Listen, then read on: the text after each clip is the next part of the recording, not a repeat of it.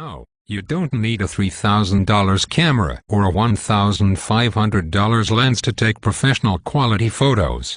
In fact, the difference you will notice between a photo taken with an entry-level DSLR camera plus the kit lens and the same photo taken with the Canon 5D Mark I, for example, is minimal compared to the difference you notice between one photo expertly edited in Photoshop and the same that wasn't.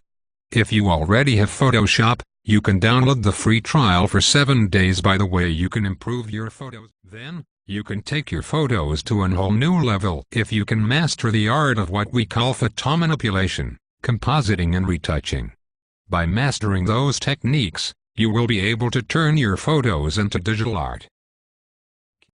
If for any reasons you are not completely satisfied with my training tutorials, I'm offering you a 60-day, no questions asked, money-back guarantee.